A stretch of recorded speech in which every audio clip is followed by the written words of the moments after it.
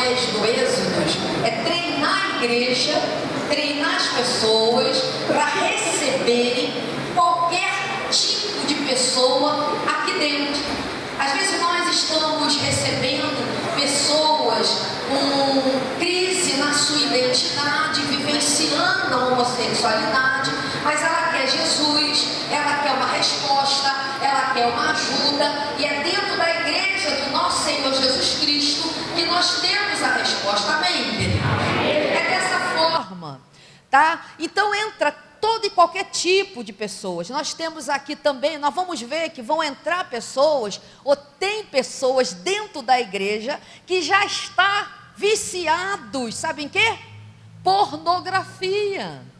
Vieram lá de fora, com aquela mochila cheia de hábitos, vícios, e elas entram para aqui para dentro, que aqui tem que ser o lugar de descanso, aqui tem que ser o lugar de cura, aqui tem que ser o lugar onde Jesus está, e aonde Jesus está, meu irmão, alguma coisa precisa acontecer.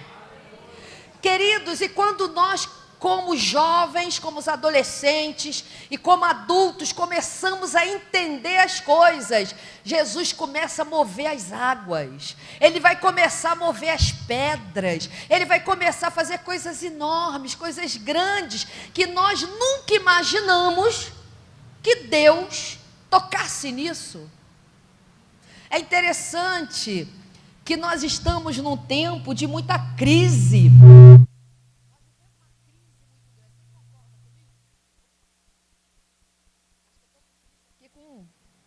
Microfone é a caixa, né? O som, estou em crise com o som aqui. Então, a sociedade, o mundo está em crise. Nós sabemos disso. Crise sexual, crise social, crise familiar. Está em vários, todo mundo tem um problema, tem uma crise. Se eu perguntar aqui, quem tem uma crise, um problema dentro de casa, na família, todo mundo vai levantar a mão. Quem tem uma crise na sociedade, não é bem entendido, todo mundo. Quem tem uma crise sexual, que não se encontrou, principalmente jovem, adolescente, né? Que estão se conhecendo, que estão aprendendo, que estão vendo o que vai ser, também vão levantar a mão, tirando os adolescentes que são mais envergonhados, né? E os jovens que são mais envergonhados. Mas todos nós estamos em crise. Só que o mundo está em crise e essa crise está entrando para dentro da igreja. Mas essa crise não pode permanecer na igreja só pelo seguinte, porque Jesus veio para redimir, Jesus veio para libertar, Jesus veio para transformar aquilo que aparentemente não tem jeito para mim e nem para você. Por isso que Jesus, ele veio, ele não é só um Deus de redenção da nossa alma para salvação, mas Deus também é, através de Jesus, um Deus de redenção sexual. Aí você vai falar, pastor, eu nunca precisei, eu nasci na igreja, tenho 50 anos, 70 anos, nunca precisei ouvir dessas coisas. Sim, mas quantos anos você carrega, quantos segredos? Quantas coisas você teve que passar sozinho? Agora, terceiro, você concorda comigo que há uns anos atrás as coisas não eram como hoje em termos de sexualidade? Hoje a mídia, ela conspira contra você, adolescente e jovem, contra mim, que sou mais velha, contra os pastores, contra qualquer um. A mídia conspira, a política quer que a gente creia em certas coisas que não precisa ser crente para não concordar. Hoje os filmes, eles fazem de tudo para que você creia numa meia verdade. Não é nem uma mentira, é uma meia verdade em relação à sexualidade. Naquele tempo, há 40, 50 anos atrás, não existia tanta essa conspiração. A televisão não falava tanto, as pessoas na rua não comentavam tanto sobre homossexuais, não se falava tanto em impureza sexual, a pornografia era escondida, gente. De uma certa forma, você adolescente, você que é jovem, está vivendo nesse tempo, por um lado, é bom, porque está tudo vindo à tona. Hoje você só esconde de mim, porque você está lá no fundo, eu não estou te vendo. Mas não tem mais como você se esconder. Por quê? Porque tudo fala com você. Interessante, né? E nós do Êxodos Brasil, Deus nos chamou há mais ou menos, o grupo todo, o Êxodos foi chamado há quase 40 anos atrás. Nós do Brasil, 15 anos que nós estamos falando, tentando ajudar as pessoas, tentando ajudar os adolescentes, tentando ajudar a igreja, sabe o quê? A superar, a ajudar, a treinar a igreja para lidar com aquilo que ela não entende. Você sabia que preconceito é um preconceito de algo que você não conhece? Que muitas vezes você tem medo? Aquilo que você tem medo, você cria um preconceito. Aí você faz o quê? Não quero nem tratar disso. Mas hoje, nesse tempo que eu e você vivemos, não dá mais para a gente passar, né, a mão e fingir que não existe, porque está entrando para dentro da igreja. Como eu disse, há 40, 50 anos para trás, falar de homossexualidade era monstruosamente terrível, era um tabu, quando na própria Bíblia, galera, está escrito 7 vezes sobre homossexualidade. Interessante, né? A Bíblia não era lida nesses temas. Hoje, quero que você passe, eu quero que você entenda isso comigo. De 50 anos para trás, 40 anos para trás, 20 anos para trás, a palavra homossexual não era falada dentro de igreja, mas ela existe na Bíblia, há 4.000 anos no Velho Testamento e há 2.000 anos no Novo Testamento. Paulo fala, e hoje nós não falamos. Agora está se falando, mas lá fora no mundo, explodiu. Não dá mais, galera, para a gente fingir que não tem mais um amigo homossexual. E que você quer convidar para a igreja, e ele diz, como que eu vou para lá, se eu não tenho lugar lá? Não tem lugar para mim. Hoje não tem mais como negar que as escolas falam o tempo inteiro sobre isso. Estão ensinando a ideologia de gênero. Quem já ouviu falar de ideologia de gênero aqui? Levanta a mão. Poucos. Não, fala mesmo, de verdade. Quem já ouviu falar? Poucos. Eu queria ver, porque tem os tímidos, né? Queridos, ideologia de gênero está dentro das escolas. Sabe o que eles estão falando, a ideologia de gênero, para as crianças? 7, 8 e 9 anos, você que é adolescente já deve estar ouvindo direto sobre isso. Sabe o que eles falam? Que as crianças nascem neutras, elas não têm sexualidade, elas não têm, sabe o quê? Gênero. As crianças não nascem masculino nem feminino. Isso é uma falácia, isso é uma coisa diabólica. Por quê? Porque dizem que a criança nasce sem ser masculino e feminino, nasce neutro. Ela vai construindo isso, ela vai sentindo, sabe o tal do sentir? Estou sentindo isso. Não, eu não vou fazer isso porque eu estou sentindo outra coisa. Não, pastor, eu não posso te obedecer porque eu estou sentindo isso, estou sentindo aquilo. Nós vivemos baseado no sentindo. No sentindo. Então, essa ideologia, ela não foi criada por Deus, ela não foi criada por pessoas equilibradas, nem adultos, nem pela ciência. Isso é criado por uma falácia de uma militância feminista e uma militância LGBT que quer dizer que ninguém nasce homem e nem nasce mulher. Cada um constrói o que quer. Quem já ouviu falar sobre isso? Aumentou. Por que que aumentou? Porque está falando, os coleguinhas falam que nasceram dessa forma. Nasceram neutros. Só que presta atenção aqui, galera.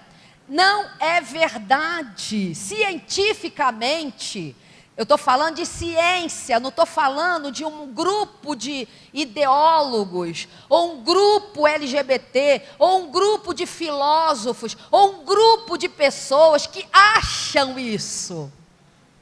Eu estudei psicologia, eu podia aqui dizer que como psicóloga isso não é verdade. Não, eu não estou falando aqui nem como psicóloga, eu estou falando como a ciência cientificamente diz que não é verdade.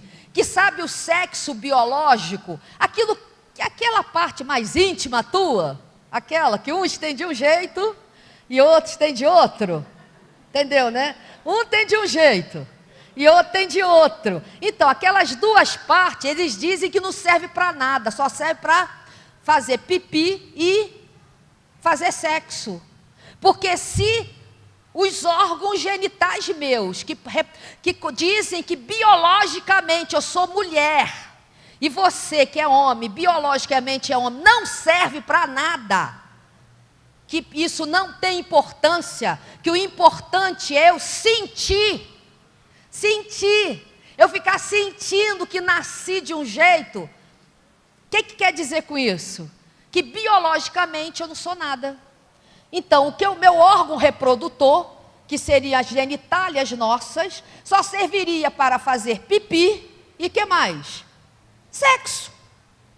Não tem nenhuma função, ela não define quem eu sou, só que biologicamente define homem e mulher. A palavra de Deus em Gênesis diz, capítulo 1 e 2, que Deus criou macho e fêmea. Ok, eu concordo com isso e é verdade. Sabe o que eles dizem?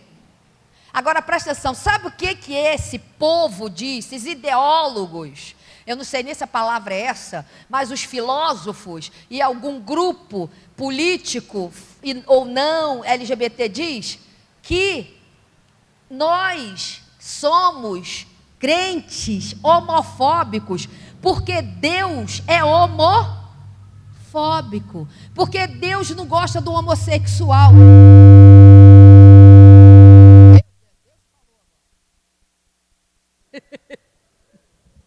Ô, benção. Então vamos lá. Aí eles dizem, eu quero falar bem pausadamente para você entender o mistério. E aí Deus, se eu sou crente, leio a Bíblia, e eles vêm dizer que eu e você que é crente somos homofóbicos. O que é homofóbicos? Não gostamos de homossexuais. Na verdade, nem definir direito eles definem, porque homofobia ou aracnofobia, o termo fobia, a raiz de fobia é ódio para matar. Desde quando eu e você queremos matar o homossexual, gente? Está amarrado em nome de Jesus, eu seria morta antes do tempo. Não daria tempo de eu me converter. Estava frita, cozida e ensopada. Não é verdade. Na verdade, eles querem dizer que Deus que é. Entendeu ou não? Deus da Bíblia é que tudo isso. E aí um homem, há 39 anos atrás, 39, chamado Frank Worth, ele veio, depois de 40 anos vivendo no mundo, e vivendo a homossexualidade, ele se converteu a Jesus Cristo. E quando ele se converteu a Jesus Cristo, Deus mudou a natureza dele, e a vida homossexual que ele tinha, ele parou de ter. E daquele dia em diante, ele foi uma nova criatura. Agora preste atenção, quem foi esse homem? O fundador do Êxodos Internacional. Foi o cara que fundou o Êxodos, Aliança Global, que hoje é Aliança Global, mas antigamente era o Êxodo Internacional. E esse homem foi chamado por Deus, e Deus falou, agora eu quero, 40 anos atrás nos Estados Unidos, eu quero que você vá compartilhar para a minha igreja, treinar a minha igreja para receber pessoas como você. Porque eu não destituí da minha glória nenhuma pessoa que vivencia homossexualidade, que é Jesus, o meu filho. Para dizer para a igreja, para dizer para o mundo que eu sou Deus de restaurar e de redenção dos homossexuais também. Esse homem está lá nos Estados Unidos, que aliás faleceu agora, com 82 anos, como missionário ainda nas Filipinas, porque ele era americano. Foi para as Filipinas pregar o evangelho, não na área da sexualidade, você sabia? Foi na área do evangelismo geral. Deus, por um tempo, deixou ele treinando a igreja em toda a América do Norte. Então, hoje, nós estamos representados nos Estados Unidos, no Brasil há 15 anos, no México, em vários continentes. Glória a Deus, querido. Eu ouvi um glória a Deus lá longe, mas é glória a Deus, sabe por quê? Glória a Deus, porque gera esperança. Porque hoje o mundo está dizendo que você nasce gay. Os homens estão dizendo que você nasce gay. Mas, ao contrário do que muitas pessoas pensam, ninguém nasce gay. Isso é um mito. E é um mito antigo. Nunca, até hoje, o ano de que dia é hoje? 24? 24, pode deixar gravado, 24 de junho de 2017, foi comprovado que a pessoa nasce gay. Pastora, mas eu ouvi. Você ouviu o teu amigo, teu vizinho, teu coleguinha dizendo que ele nasceu, mas não significa que seja isso mesmo. E aí, cientificamente, não foi provado. O Dr. Francis Collins, ele é diretor do genoma, do projeto Genoma Humano nos Estados Unidos. Ele já disse claramente no Google, ele é cientista, que nunca foi comprovado. Outra coisa para você entender, a gente chegar, ainda nem comecei, né? Isso é a introdução. Para você entender uma coisa, gente. Este homem falou isso, vários cientistas já falaram isso. Agora eu não estou falando de psicólogos que acham, ou de gente, ou pessoas que estão vivendo e acham que nasceu. Depois nós vamos falar um pouco sobre isso. Eu estou falando que para um assunto virar ciência, para mudar a história, ela tem que ter 5 comprovações 100% científica, exata. Então, ninguém que tentou provar cientificamente que a pessoa nasce gay, conseguiu comprovar as 5 vezes 100% exatas. E todas as pessoas que foram usadas para provar que a pessoa nasce gay, cientificamente, elas pegaram defuntos, pegaram pessoas mortas para abrir o cérebro, para ver e dizer que o cerebelo do homossexual é diferente do cerebelo do heterossexual. Como que você vai comprovar algo com uma pessoa morta, gente? Agora eu quero fazer o seguinte: quem é o vivo que quer deixar abrir a cabeça para mostrar alguma coisa para alguém, seja ele homossexual ou não?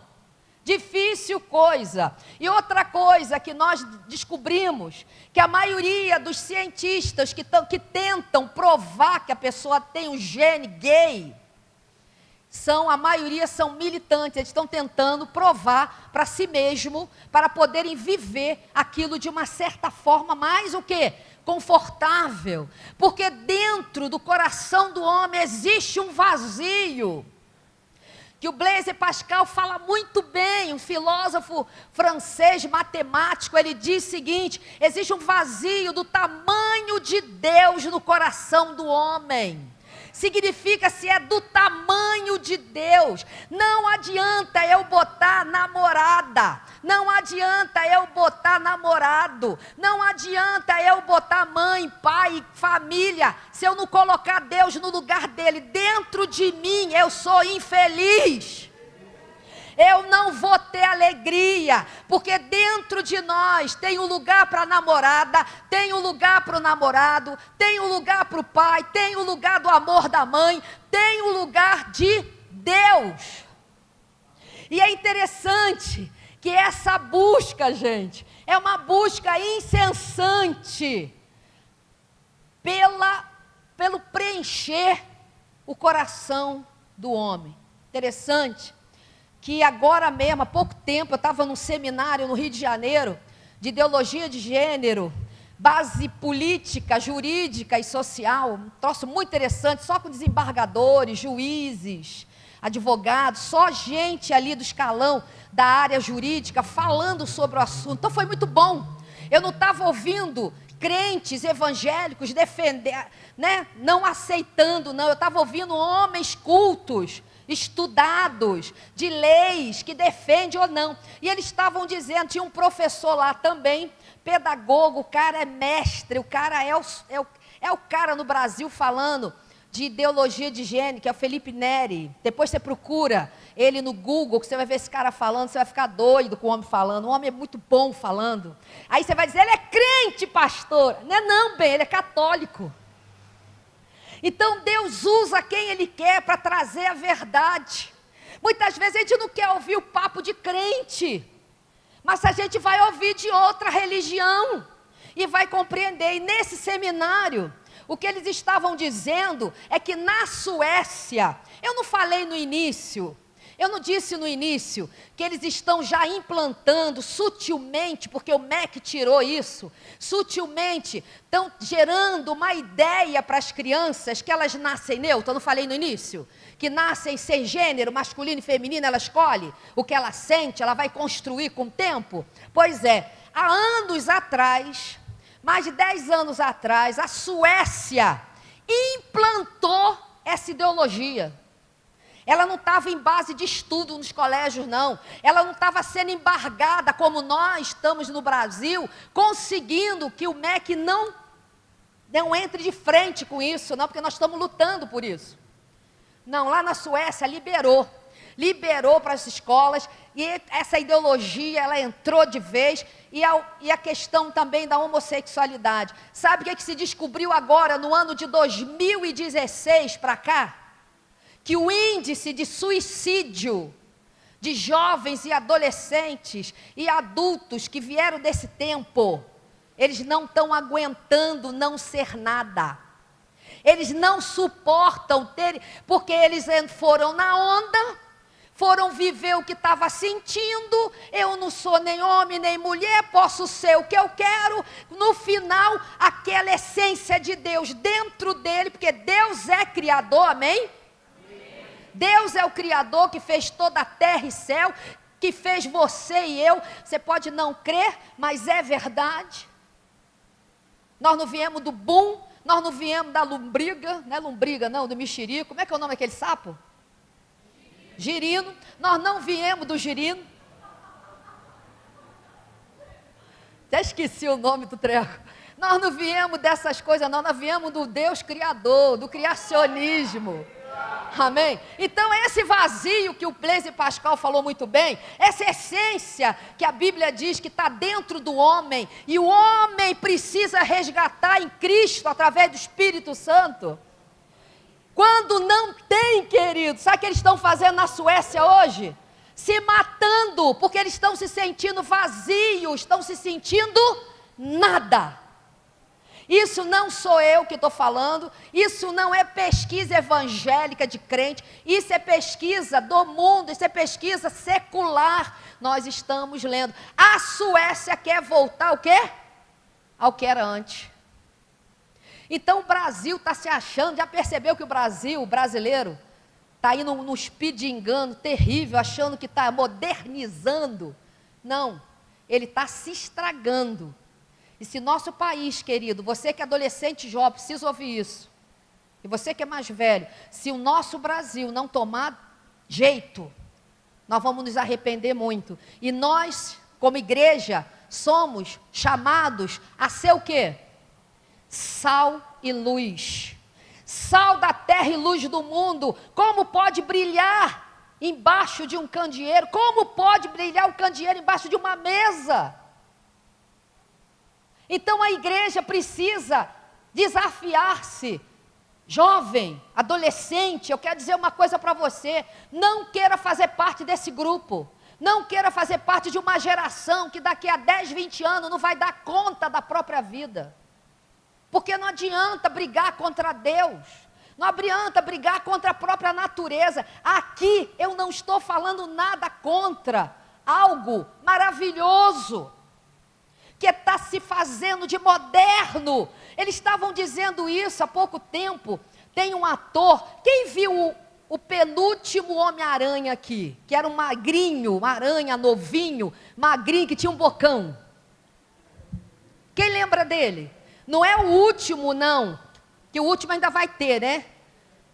Mas agora o último, quer dizer, vai vir um, mas já teve um, que é a boquinha comprida assim, magrinho, bonitinho a beça ele. Ele está numa revista, esse menino, precisa você associar. Esse menino está numa revista, dando uma entrevista, dizendo o seguinte: ai, eu estou esperando o tempo. Esse jovem, que faz o Homem-Aranha, ele disse, eu li ontem, essa é uma reportagem de 2016, ele disse, eu estou doido, eu espero que acabe logo com essa caretice de poder ser só homem e mulher. Eu sou fluido, eu quero ser o que eu quero viver o que eu quero transar com quem eu quero. Esses são os ídolos, que infelizmente até eu cultuo muitas vezes, achando bonitinho, gostando do filme, mas o cara que está por trás ali, ele está disseminando uma ideia, o seguinte: é caretice, é chatice você ser só de um gênero. Que isso. Agora, fluido, o que é sexo? O que é gênero fluido? Já ouviu falar? Deus mudou mesmo meu plano. Eu ia começar com uma coisa, estou falando outra. O que é gênero fluido, galera? Adolescente já ouviu falar. Jovem, não? Que bom. Acho que eu vou vir para cá então. Porque eu sou bombardeada. É só abrir a internet que eu vejo. Gente, gênero fluido é exatamente o que eu estou falando. Eu posso hoje ser homem, eu posso amanhã ser mulher. Então, hoje eu posso gostar de menina, amanhã eu posso gostar de menino, depois de amanhã eu volto para a menina, depois de outra manhã eu fico com os meninos, no final eu posso ficar com os três.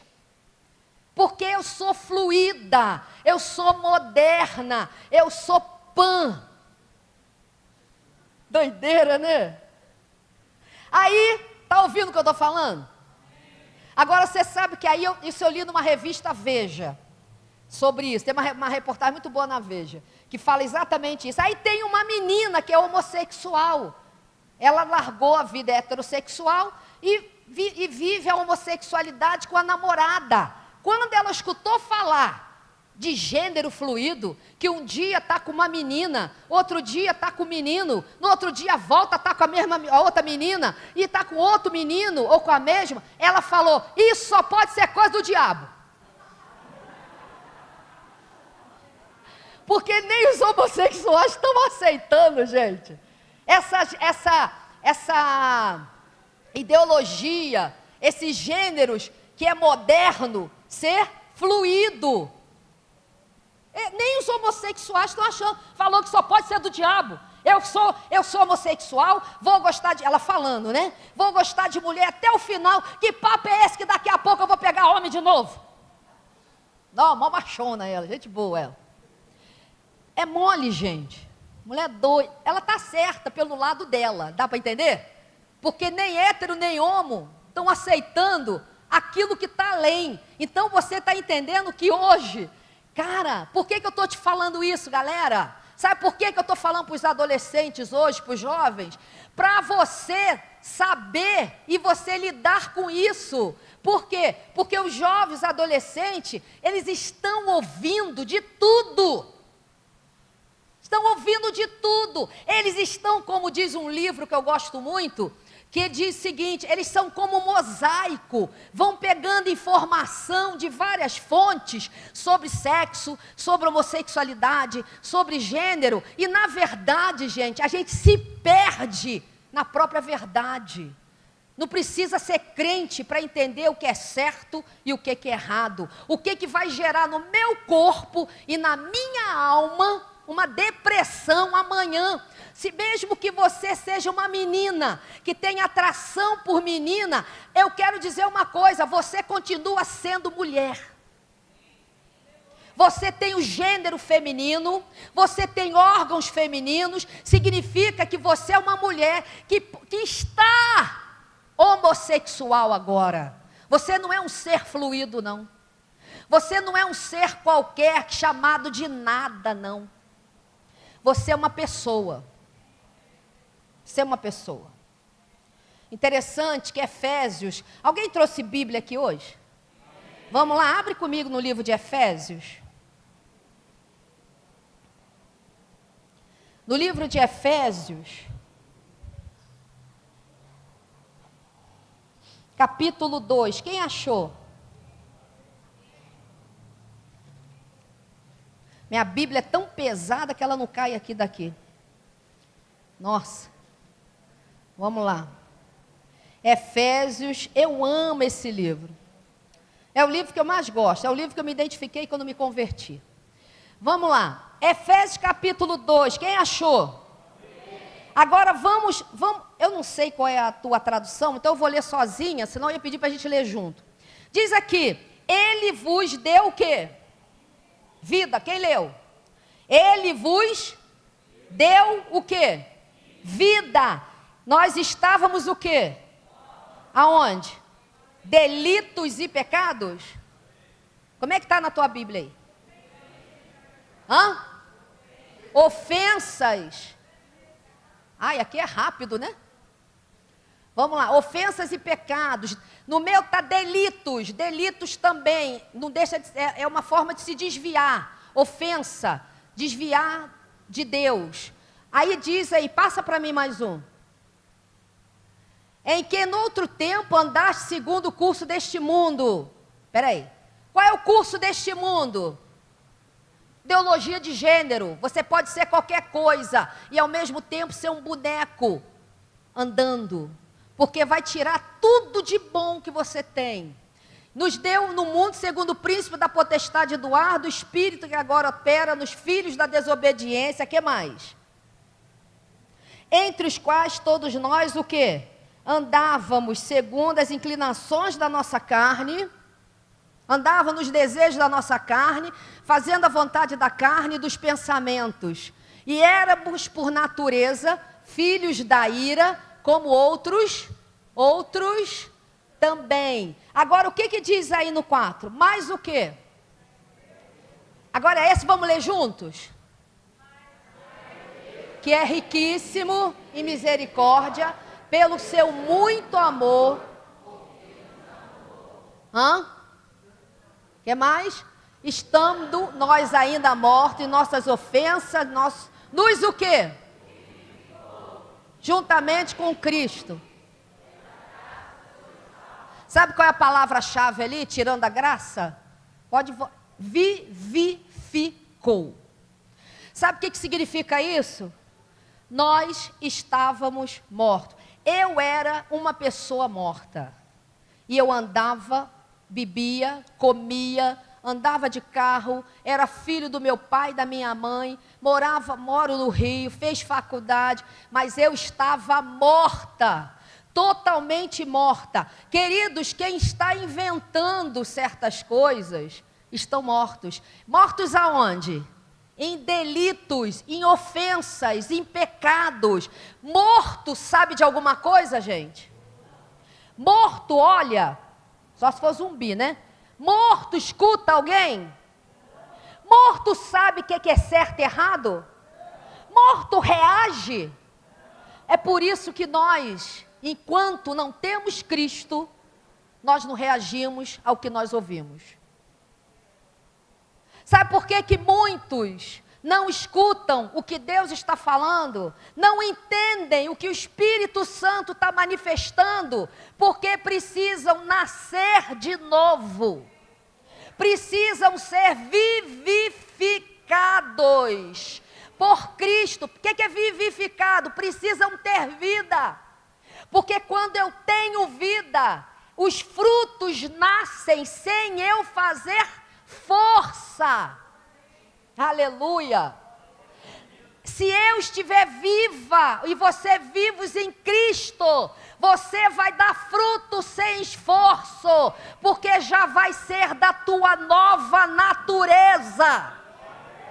Você já viu uma árvore de laranja ficar se espremendo? Sai laranja! Você já viu? Você passou por um pomar, aí você escuta aquele barulhinho. Aí você olha, vai ver alguém que está fazendo, né? Número 2. Aí você olha, não era. Era uma árvore tentando fazer com que a laranja nascesse. Não. Da mesma forma que nós, quando somos vivos, nós não fazemos esforço, vai vindo por natureza. Aleluia! É dessa forma. Aí por que você diz que não consegue? Porque nós temos memória. Você veio do mundo, ou você cresceu dentro da igreja, cheio de fantasias, porque nós fantasiamos mesmo. Fantasiamos ou não fantasiamos? Viajamos a beça na abobrinha. Adolescente viaja, jovem viaja, faz parte da ideia. E eu tô velha, faço também, viajo. Por que eu vou achar que você não viaja na abobrinha? De vez em quando, se a gente não vigiar, a gente pensa bobagem.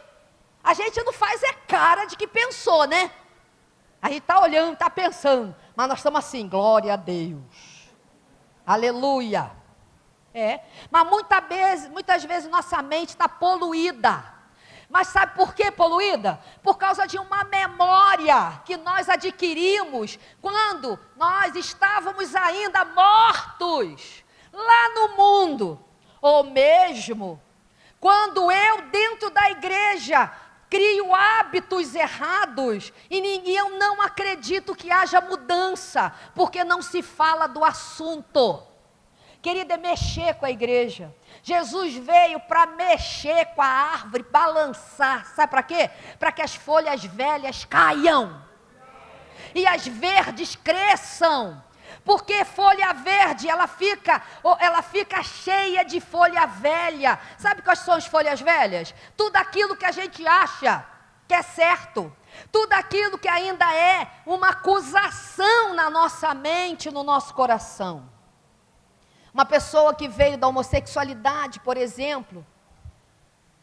Vamos antes de falar sobre isso. Se a pessoa não nasce homossexual, agora, quem já ouviu falar, já se provou que a pessoa não nasce homossexual. Isso aí você vai poder ver em qualquer livro de ciência. Eu não estou falando do teu professor de biologia gay, não. Eu não estou falando com o teu outro professor que é a favor nada, não. Eu estou falando de ciência, aquilo que muda a história. Tá?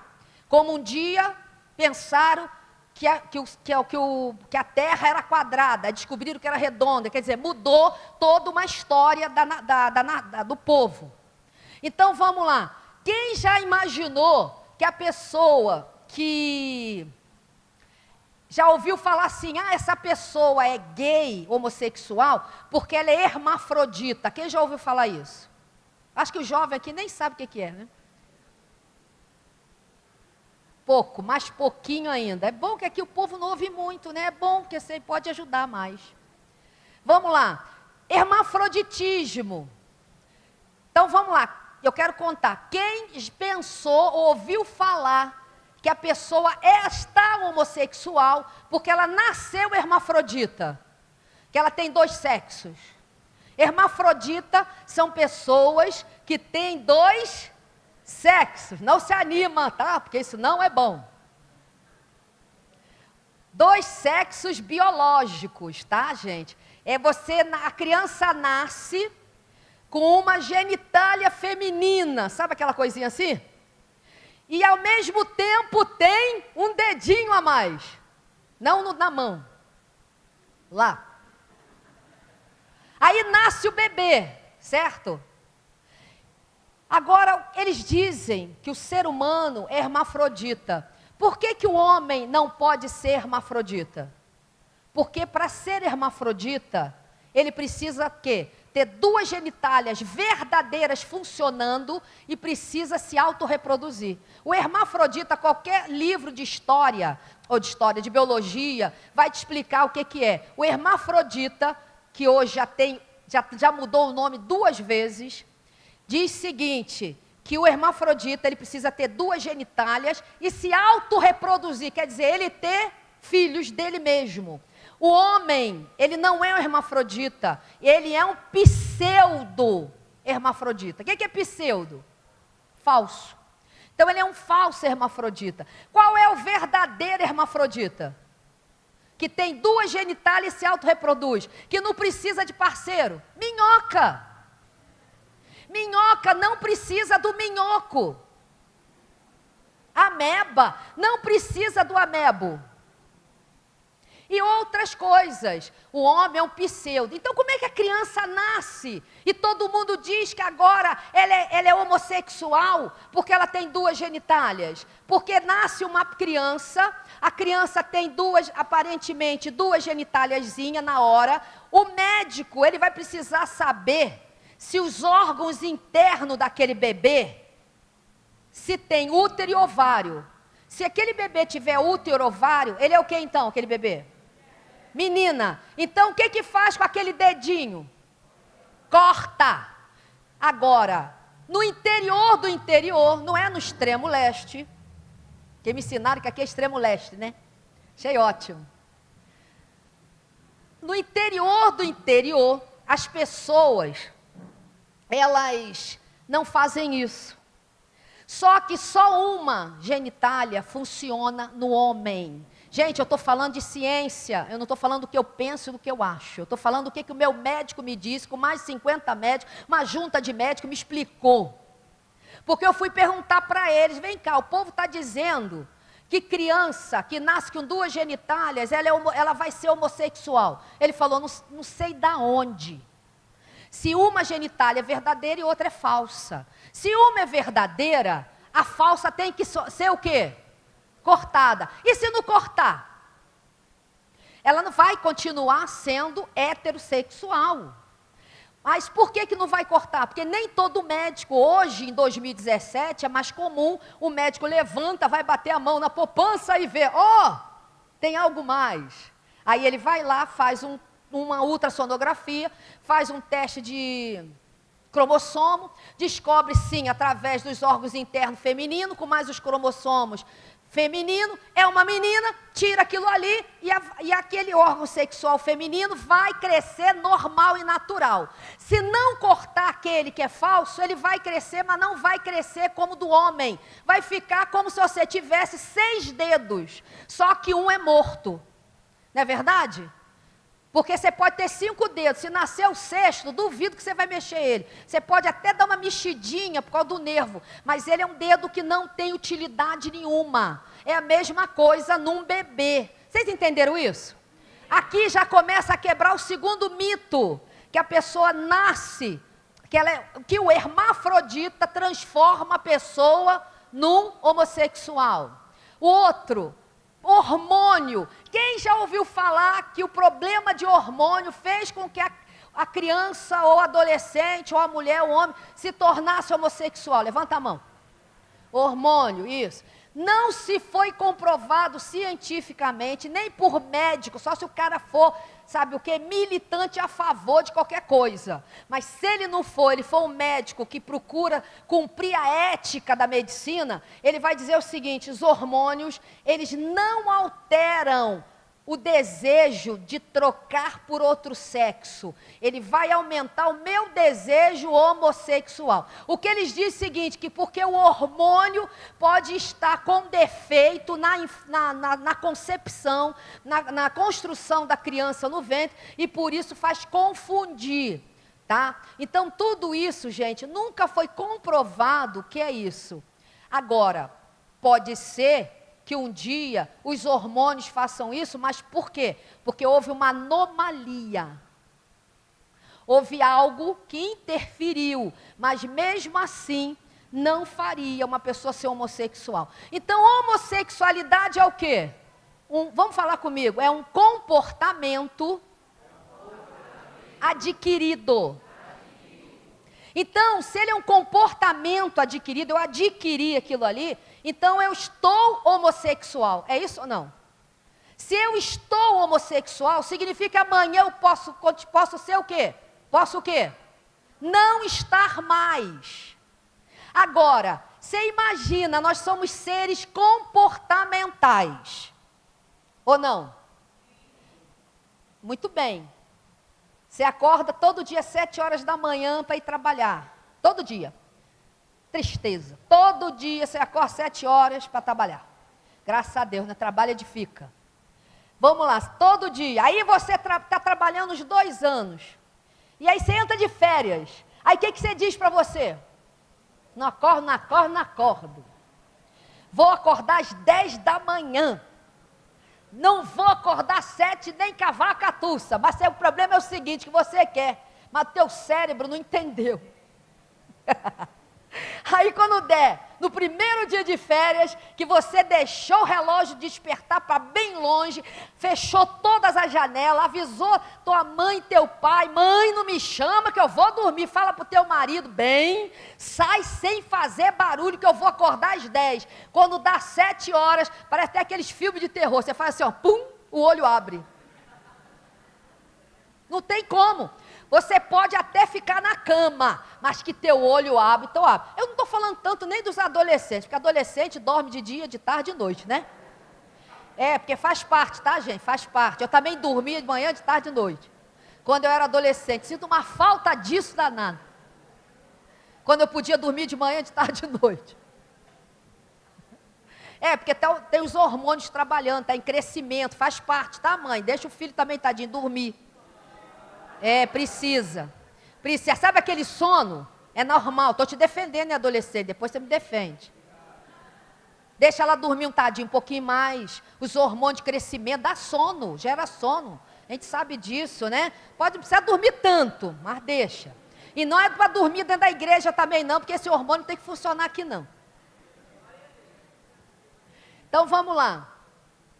Então se você, numa coisa simples, do cotidiano da tua vida, você gera um comportamento e aquele comportamento altera a tua vontade e a tua vida, você imagina, você anos olhando para uma moça, vamos supor, eu por 17 anos, eu conheci a homossexualidade, é pouco?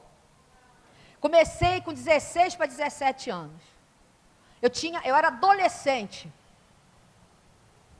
e por isso, eu fui noiva de 2 rapazes, depois eu entrei para essa vida achando que era uma opção. E olha gente, isso foi há mais ou menos 17, menos 20, eu estou convertida, vai fazer 21.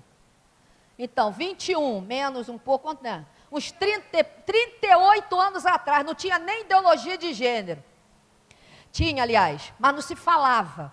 Então, quando eu achei que toda forma de amor valia a pena, mentira. Quem já ouviu essa frase, toda forma de amor vale a pena? Não aceita não. Por quê? Por quê? Você ouviu o que eu falei? Toda forma de amor vale a pena. Essa frase está sendo usada no Canadá, especificamente em Toronto, como slogan para o casamento entre homem e cachorro. Não estou falando mentira não minto. Não, o capeta me derruba. Você pode ir para o Google, fazer uma pesquisa. O casamento, gente, a coisa está tão séria. Essa sexualidade fluida. Sacou da sexualidade fluida, gente? Depois dizem que os evangélicos é que são ignorantes. Agora você que vive na escola, na faculdade, no colégio, acessa a internet, como que você pode ser um crente que não está atualizado para poder combater as trevas? Por que não pode falar isso dentro de igreja? Para deixar o quê? O povo inocente para quê? Para cair no engano e no erro. Gente, isso tem 4 meses, agora eu não tenho certeza se é 4 meses ou 3 meses atrás, foi liberado no Canadá, em Toronto, o casamento entre humanos e os seus animais. A única coisa que eles não podem fazer, isso está na mídia, a única coisa que o dono, no casamento, é casamento, não é união estável não, casamento. Casamento, o padre vai lá e abençoa aquilo lá e acessa aí, vai e coloca isso em cartório, que ele é casado com Bidu.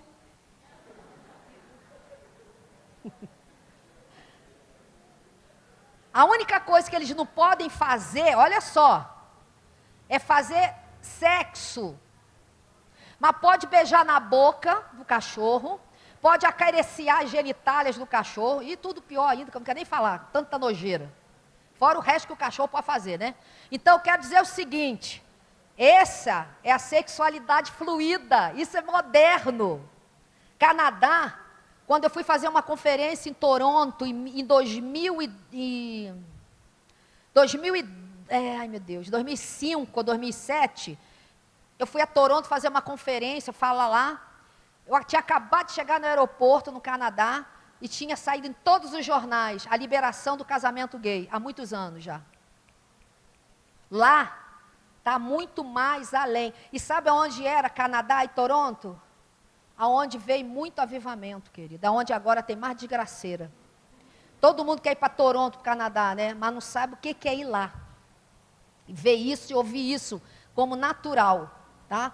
Cachorrinho botando na patinha. Tá vendo minha pulseira? Só que é o anel de casamento. Loucura, né? Então, se nós estamos vivendo um mundo desse, é a tal da sexualidade fluida, pansexual e com animais. Cada dia eu quero ser uma coisa, eu quero ser um andrógeno, eu quero ser um ser que é homem, que se veste de mulher e ao mesmo tempo tem jeito de homem. John Bove, lembra que morreu há pouco tempo? Morreu ele ou matei ele agora? Não. Para quem não conhece os antigos, acho que eu não matei não, né? Acho que ele morreu mesmo. John Bove era o quê? Era um andrógeno, ninguém sabia quando ele se pintava o que ele era. E a juventude tudo atrás. E aí vem o quê? Sexualidade fluida, você é igual a ele. Aí você vai dizer, pastora, mas você está falando isso para a igreja. Igreja não tem isso, é lá fora. Não, bem, igreja tem, porque aonde eu sou convidada é para falar igreja, eu não vou falar em mercado, eu não vou falar em clube, eu não falo para o mundo, eu falo para a igreja, porque a igreja tem sofrido esse tipo de pressão. Porque quem consegue hoje estudar numa faculdade e num colégio sem ser pressionado a largar o evangelho, sem ser pressionado a não fazer sexo com o namorado, porque diz que são caretas, porque quem não é pressionado o tempo inteiro a aceitar tudo que eles ensinam, contra tudo que você tem aprendido de Deus na casa do Senhor, quem aqui não é pressionado?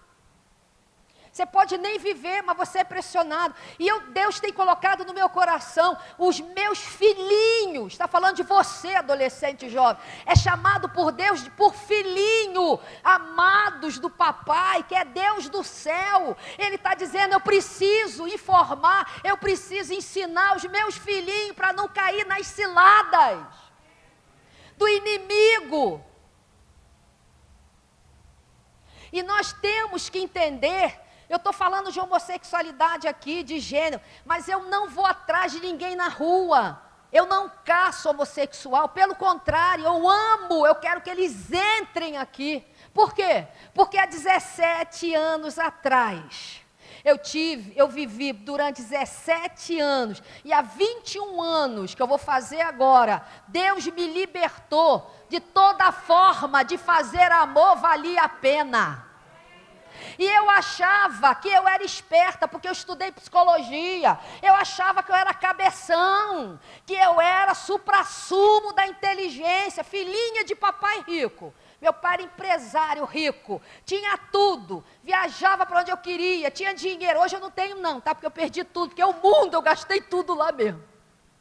Esse é o pior. Para mim o pior testemunho, cara, não é viver o que eu vivi de sexualidade, não. É ter detonado uma fortuna no mundo, usando com as pessoas em bobagem, em maconha, em bebida, porque eu era alcoólatra, 2 maços de cigarro por dia, gastava dinheiro como você, sabe o quê? Joga papel fora, eu jogava dinheiro fora.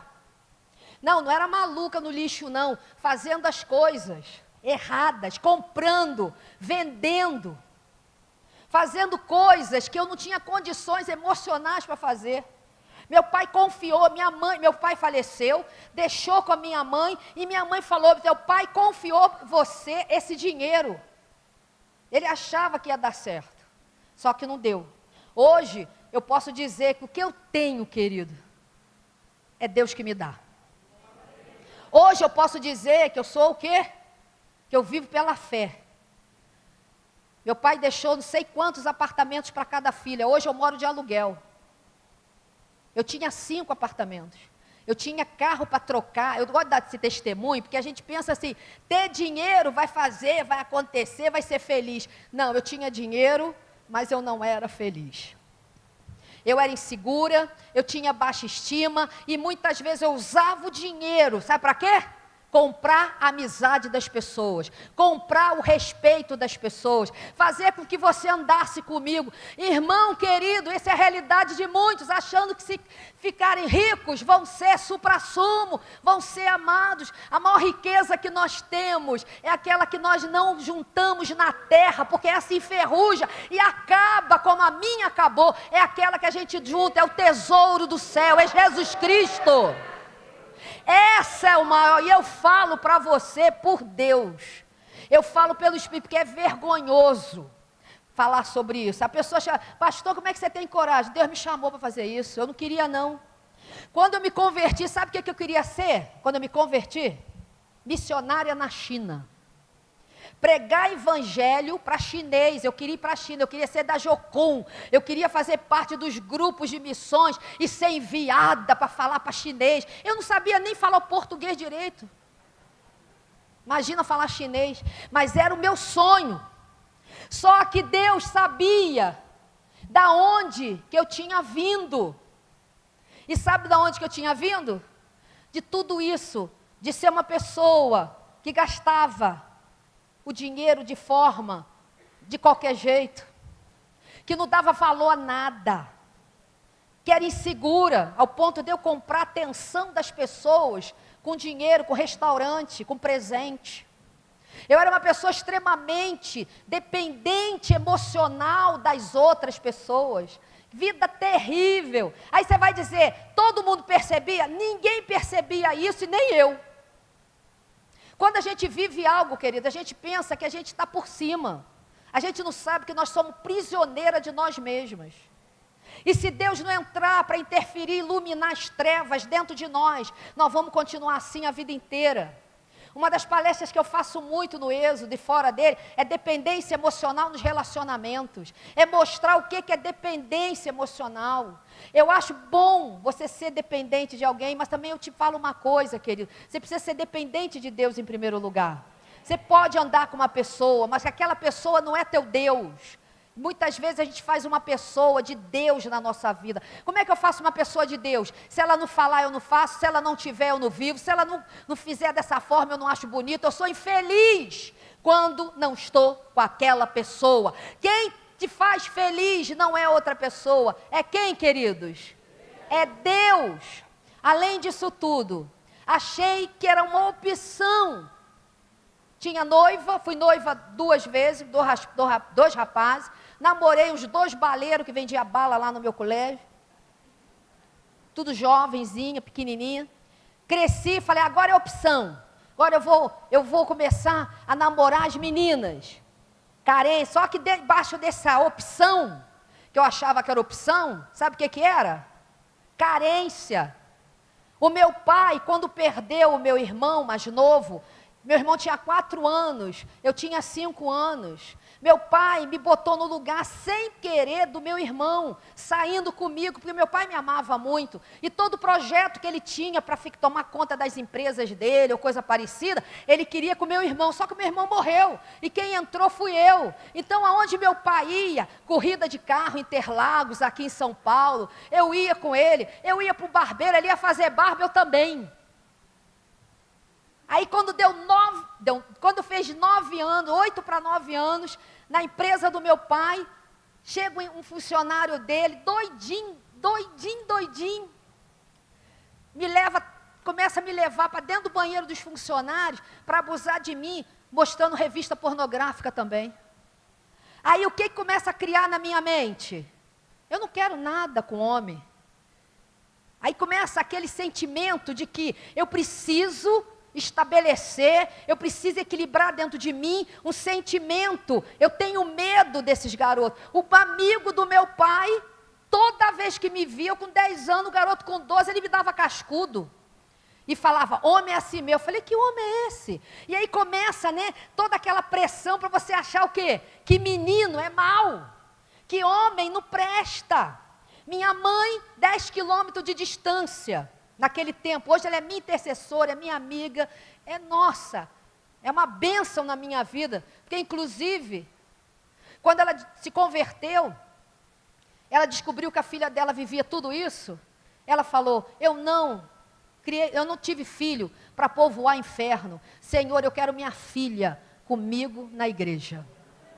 E ela falava o seguinte, eu não quero que você mude nada, eu quero que ela se converta, porque se ela se converter, ela muda. Aonde tirou tanta sabedoria, querido? Numa mulher?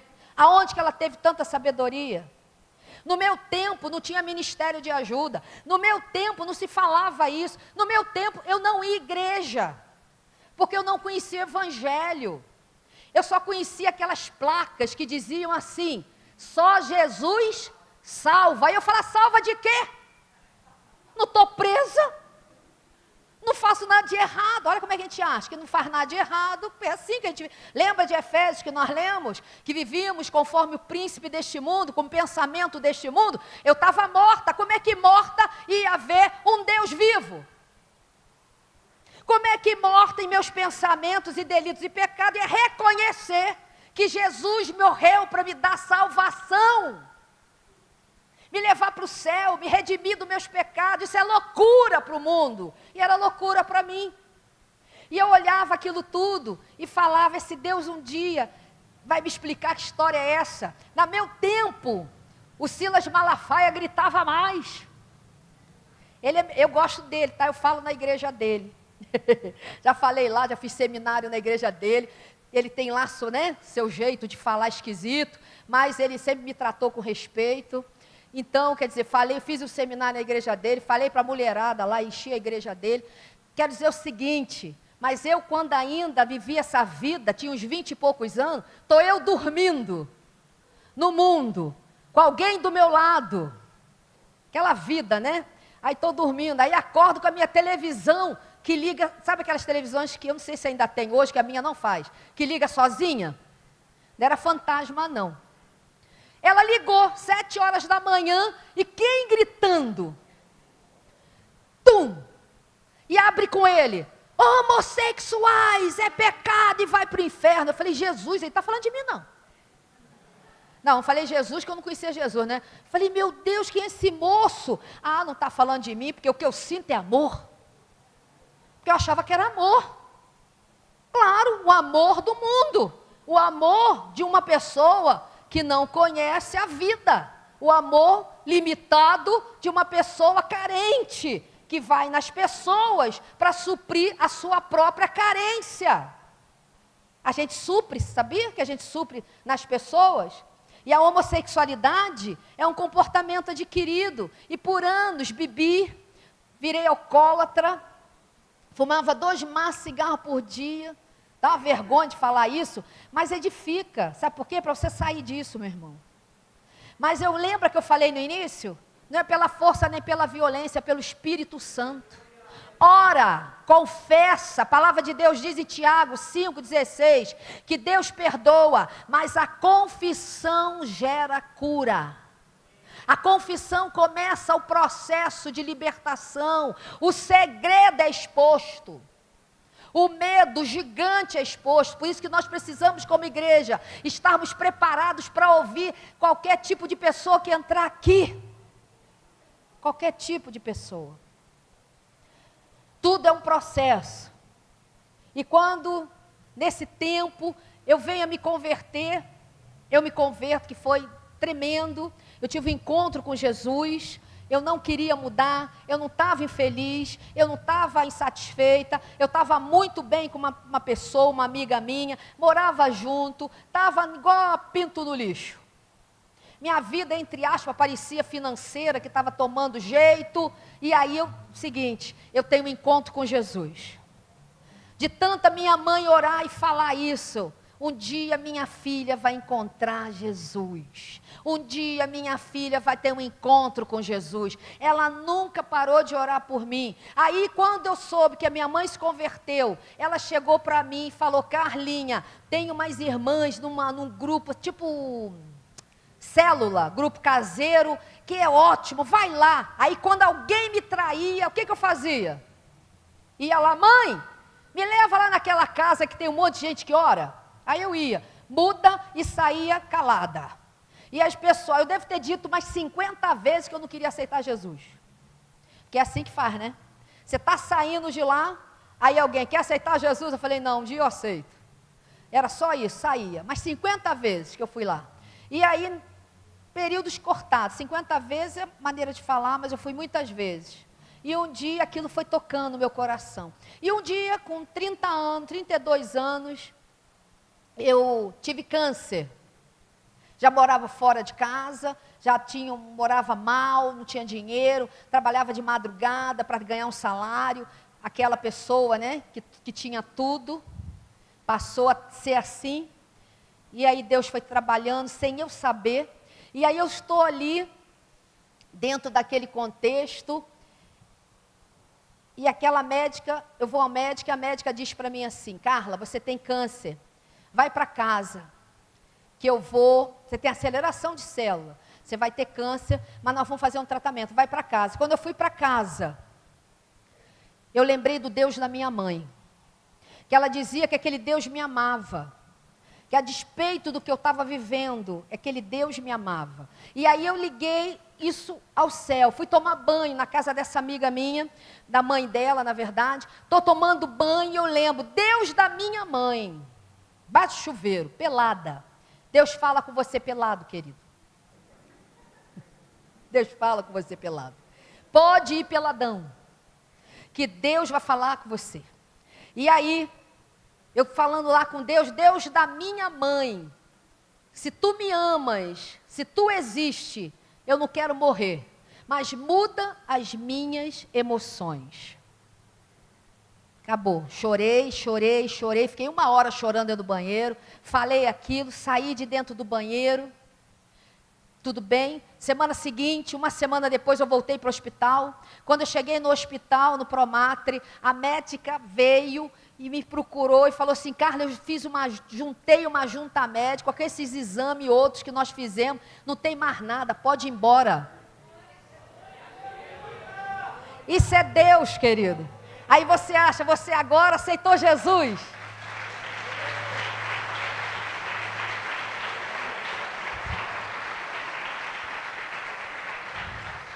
Interessante, engraçado, né? E eu vivia homossexualidade, eu vivia com namorado também, eu era bêbada, eu fumava 2 maços de cigarro e Deus me curou de câncer. Por que isso? Porque Ele também me via como filha. Ele também te vê, independente do que você faz ou do que você vive. Ele crê em você mais do que você crê nele. Ele tem um plano para você, Ele tem um propósito para cada pessoa na face da terra. O maior propósito é aceitar Ele como Salvador e Deus da tua vida. Mas Deus tem muito mais do que isso na terra. Ele tem plenitude de vida para você. Você pode não ter de ser rico, querido, porque a tua alegria e a tua riqueza está dentro de você. Porque você pode passar diversidade.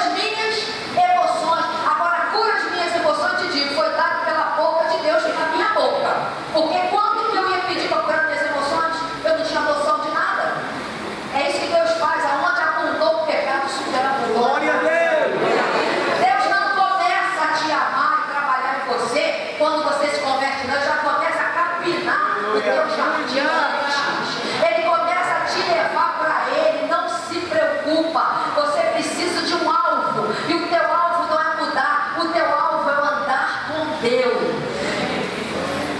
O teu alvo não é mudar. O teu alvo é andar com Deus. Aleluia.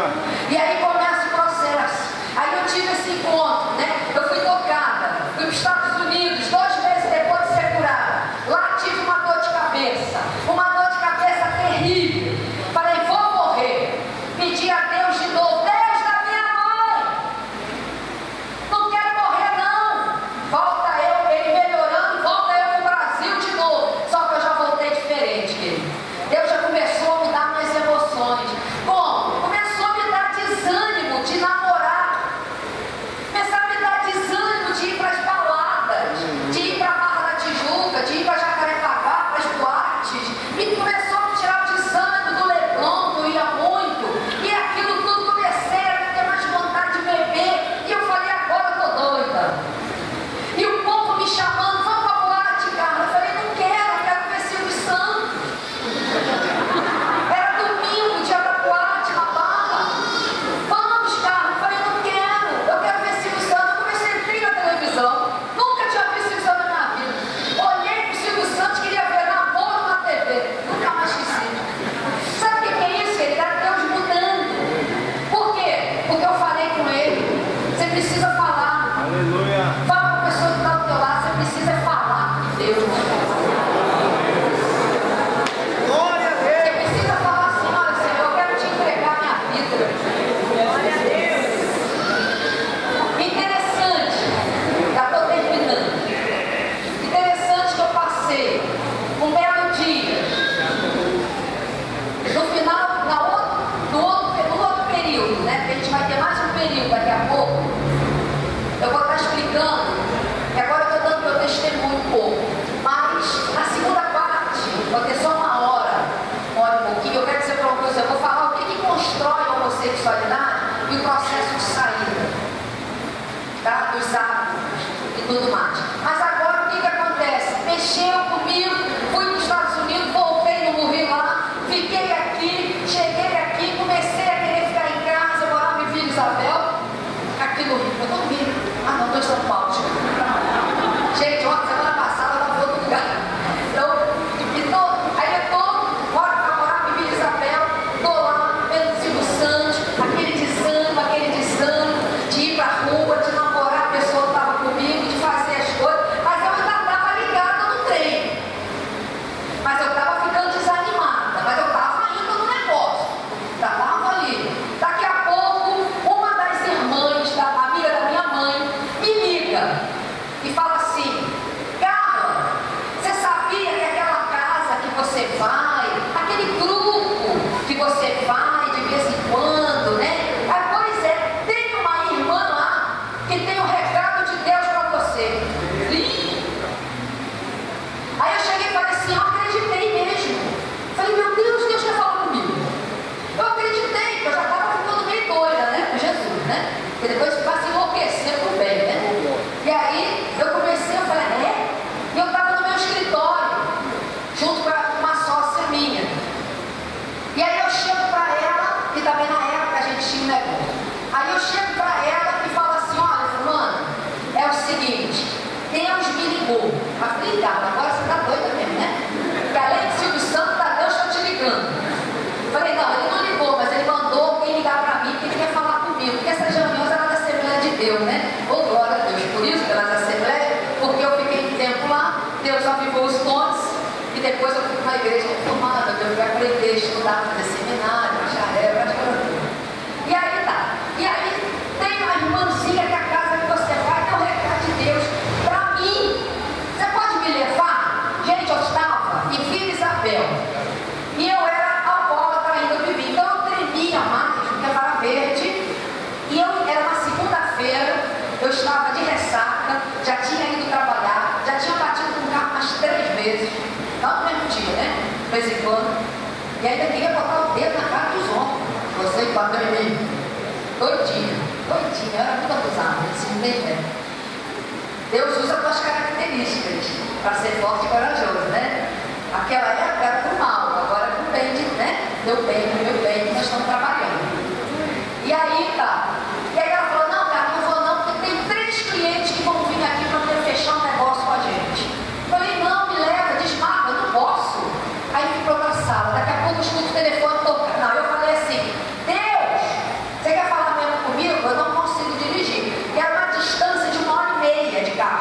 Eu não ia conseguir chegar lá, era de noite já.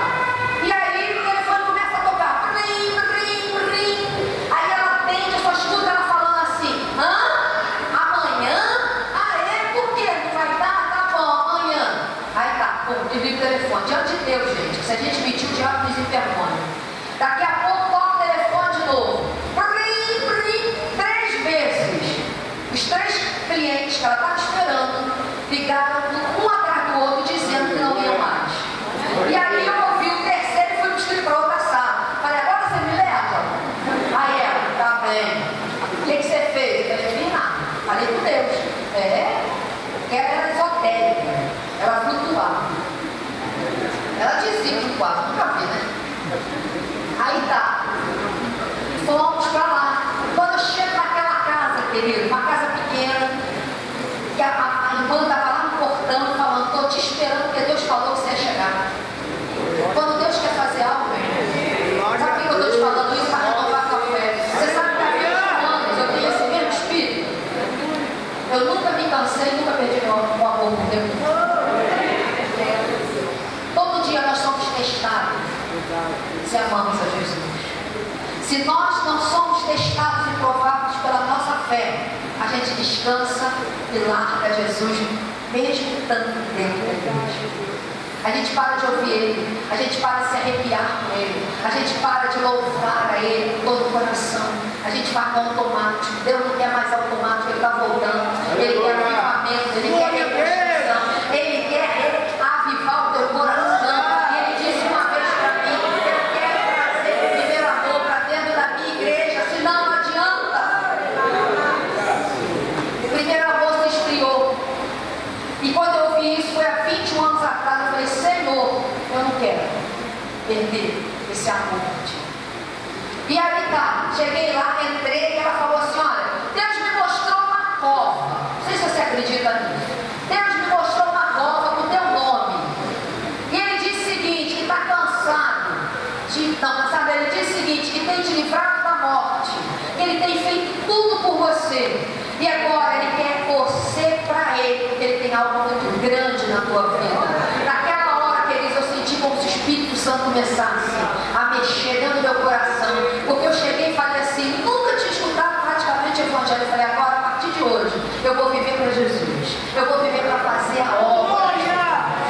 Querido, foi tremendo, porque daquele dia em diante, eu tive um encontro com Jesus. E naquele dia em diante, eu fui para a igreja. E cheguei na igreja e falei com o pastor das minhas irmãs que já haviam se convertido. Falei: pastor, cheguei, eu sou crente. Aí eu falei: eu sei. Teu olhar não é mais o mesmo. Aquele pastor abraçou uma mulher não, uma moça de 32 anos. 33 anos, ele abraçou dizendo o seguinte: eu te amo, aqui é teu lugar. E aquele homem sabia quem eu era, de onde eu vinha, o que eu fazia. Mas ele falou: eu estou vendo Jesus nos teus olhos. Aí começou o processo. A bebida, eu parei de um dia para o outro. Naquela hora eu parei de beber e fumar. Agora, eu precisei aprender o quê? Que nós temos tentações. Que nós temos memória. Memória apagada, querido? Qualquer médico, se tiver aqui dentro, pode me dizer, o enfermeiro vai te dizer: memória não se apaga. Memória é subjugada a outras coisas. A memória vai para o inconsciente. Conforme eu não uso, não alimento, ela perde o quê? O poder. Ela perde a força. Mas ela vai vir de vez em quando.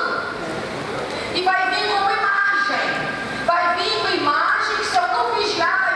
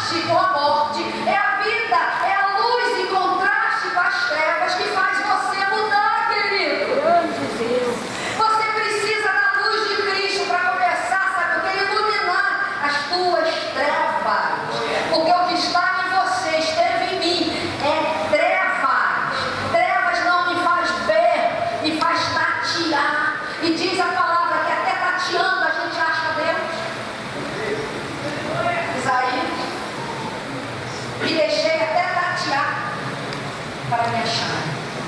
Tateando. E aí começa o processo. A memória começa a ficar o quê?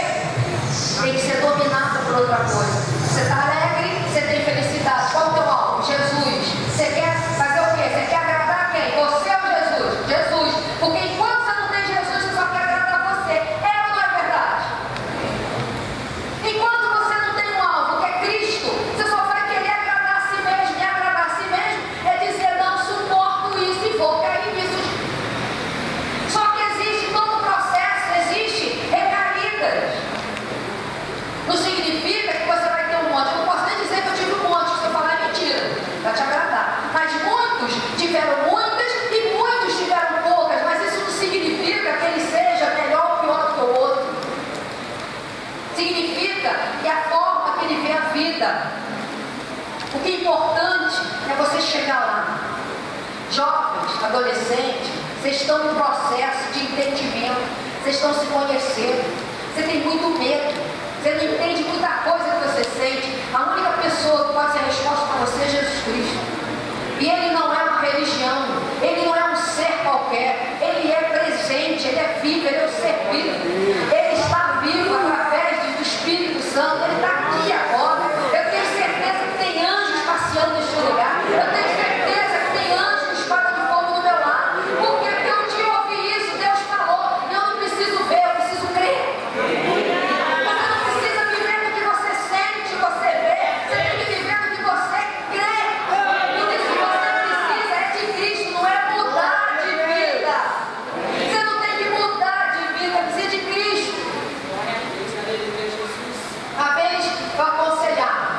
Eu fiz aconselhamento durante 7 anos.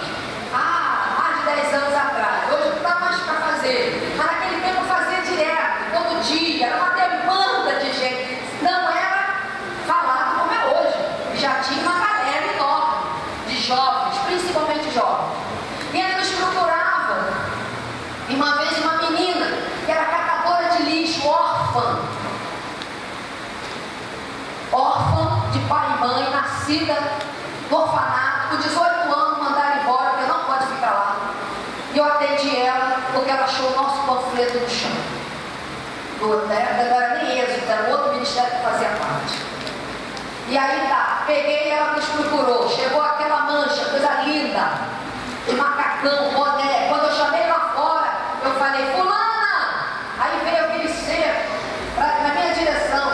Eu falei, não, estou chamando a fulana. Aí ela falou, eu sou a fulana.